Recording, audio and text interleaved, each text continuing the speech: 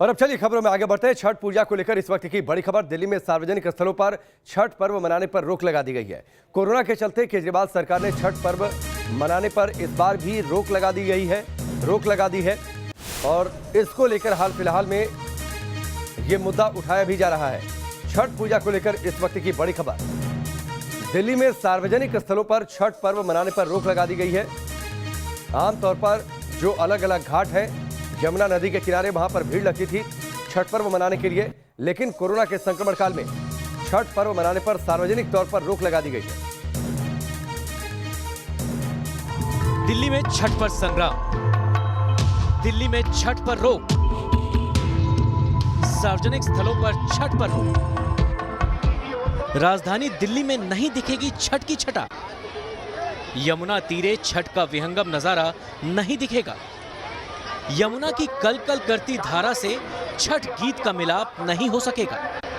यमुना तट पर सूर्य देवता के अर्घ्य का अनोखा दृश्य नहीं दिखेगा। दिल्ली सरकार ने सार्वजनिक स्थलों पर छठ के आयोजन पर रोक लगा दी है। केजरीवाल सरकार ने इसके पीछे कोरोना का हवाला दिया है। छठ एक महान आस्था का पर्व है। ये दुनिया का एकमात्र ऐसा पर्व है जिसमें उगते और डूबते दोनों सूर्य की आराधना की जाती है। बिहार से निकलकर छठ की महक आज देश ही नहीं बल्कि दुनिया के कई देशों तक पहुंच चुकी है। ऐसे में दिल्ली में छठ पर बैन लगने से सियासत होना लाजमी है। नहीं, हम तो सियासत नहीं कर रहे हैं। सियासत करना होता तो अभी तक तुम सड़कों पे, इस समय हम जो स्थिति है, निराशा है, जो लोगों में आक्रोश है छठ व्रतियों में, अभी लाखों लोग सड़कों पे आ जाएंगे। लेकिन हम सियासत नहीं करना चाहते हैं इस पे, इसलिए हम बातचीत का रास्ता तैयार कर रहे हैं।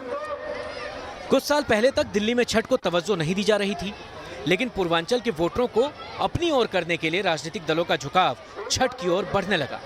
फिर दिल्ली के तमाम घाटों पर छठ का आयोजन होने लगा।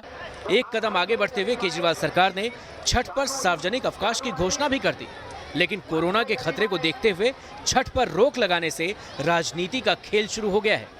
बीजेपी और कांग्रेस ने सार्वजनिक स्थलों पर छठ के आयोजन पर रोक लगाने का विरोध किया है। बीजेपी ने आंदोलन करने की धमकी दी है।